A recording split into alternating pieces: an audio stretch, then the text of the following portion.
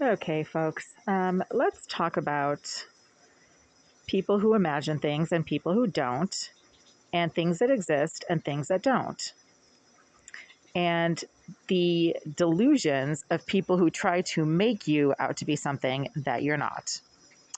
So, I am a career research scientist with an 18-year scientific research track record under my belt.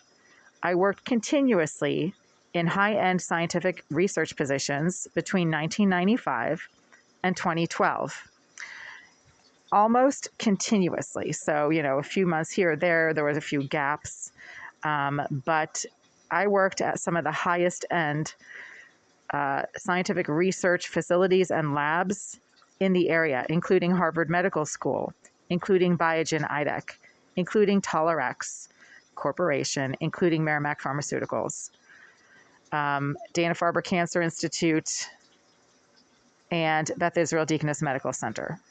I co-authored at least 14, at my last count, published scientific research studies that were accepted for publication in some of the highest end scientific journals on the planet, including Nature, probably one of the top scientific journals anywhere on the globe, the journal Nature Medicine, the Journal of Laboratory Investigation, the Journal of Cancer Research, the European Journal of Pathology, American Journal of Cancer, et cetera, et cetera.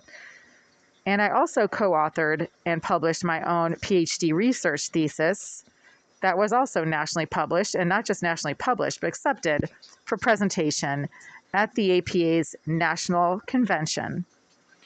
So when I report that I am being electronically assaulted and have been getting electronically assaulted in my bathroom and on my bed for the last 5 years now, since end of 2017, when somebody behind that wall right there started smacking the wall at the same time that the electronic assault use was occurring, then that is not my imagination. That is something that is within the realm of what is physically possible.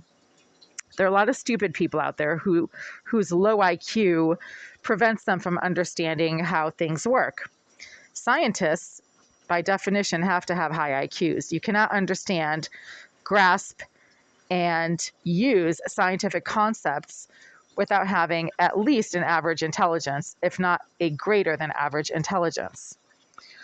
So obviously, the people who don't understand what I'm talking about can't understand scientific concepts. One of the scientific concepts I talk about is a directed energy weapon. That's not just a concept, it's a physical fact. These weapons exist.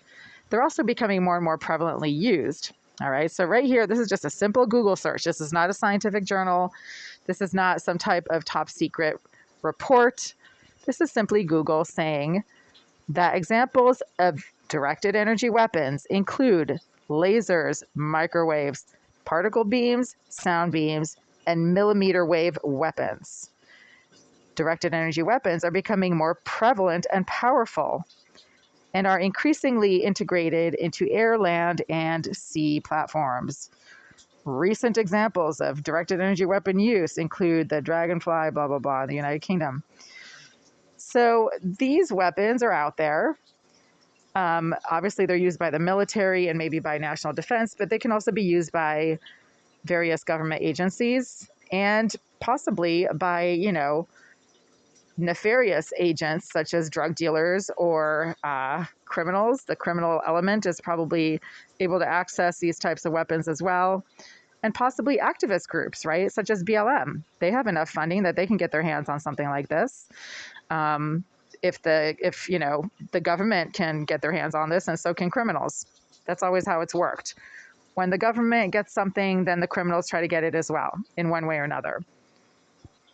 I'm not going to speculate too much on how the person in Unit 78 who keeps using this type of zapping device is able to get their hands on it. All I know is that it has been used regularly on me while I've been trying to use my toilet, shower, and lie on my bed over the last 5 years. This has been intermittent but ongoing, meaning it doesn't happen like 24/7. It happens when I try to use the toilet, often, but not all the time. When I try to use a shower, often, but not all the time. when I lie on my bed, often, but not all the time. Okay. So let's just see some more questions here. So there's obviously a lot out there already about directed energy weapons. What is an example of a directed energy weapon? So let's just say here, these are concentrated electromagnetic energy to combat enemy forces and assets. That sounds like a video game. Those weapons include high energy lasers and other high power electromagnetics, such as, and I can't see what that says because it's too bright, such as millimeter wave and high powered microwave weapons. Okay. So if they're out there, then somebody can get their hands on them. Okay. And it's not just the CIA or the FBI that have these, because obviously a directed energy weapon is also a laser. I think a laser is mentioned here somewhere. Yeah, lasers, right? So anybody can get their hands on a laser, sure. And do lasers go through walls? Sure they do, especially if they're, a certain type of laser. If they,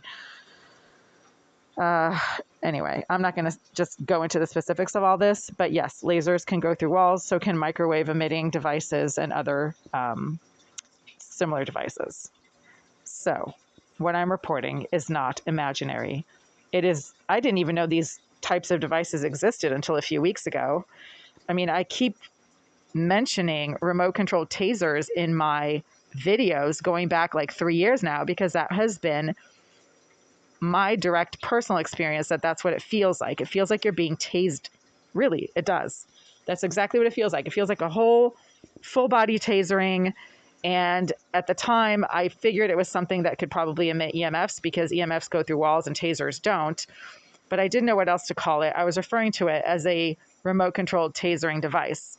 I didn't say it was a taser. I said it was something like a taser. Okay. So I'm right. These devices emit EMFs in concentrated enough frequencies to go through walls, and they can go up to 1 kilometer. Wow. That means that whoever's using this could also be sitting like a kilometer away, which is about 3/4 of a mile. Huh. Okay, yeah. So directed energy weapons are ranged weapons that use concentrated energy to damage targets without a solid projectile. So it's not a gun, it's not a cannon, it's not a missile. Directed energy weapons can use electromagnetic or particle technology. So it's not just EMFs, they can also use particles to degrade or destroy targets over several kilometers. Oh, several kilometers, not just one. Wow. Well, I'm pretty sure it's my neighbor. So they actually claim to be an IT expert, which means that, they can possibly use one of these weapons, right?